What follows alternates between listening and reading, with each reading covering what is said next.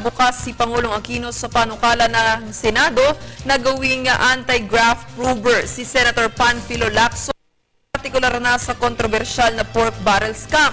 Balitaan mo kami, Elena Luna.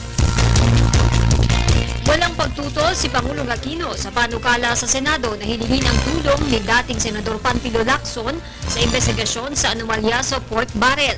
Isang resolusyon ang inihain sa Senado para gawing independent special investigator si Lacson ng Senate Blue Ribbon Committee. Ano ba tayo? Pero hinihintay natin yung may proposal na executive order, may proposed executive order, undergoing study by the executive secretary. Hinihintay ko pa yung findings nila dito. Sa binubuong EO ng Pangulo, pangungunahan ni Lacson ang grupo na tatawaging Interagency Anti-Graft and Corruption Council.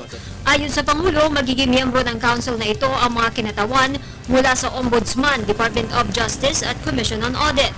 Aminado ang Pangulo na naisantabi ang pag-aasikaso sa appointment ni Lacson dahil sa mga nangyayari sa bansa. Unfortunately, maraming events in between.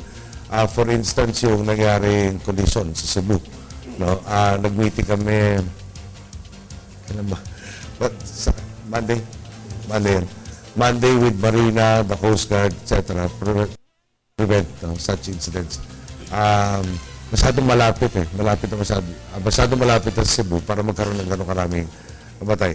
Itong pagulan na to also, yan, pinafnis, ang dami talagang patong-patong.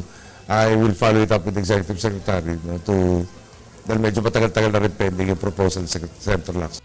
Para sa Telebisyon ng Bayan, Elena Duna.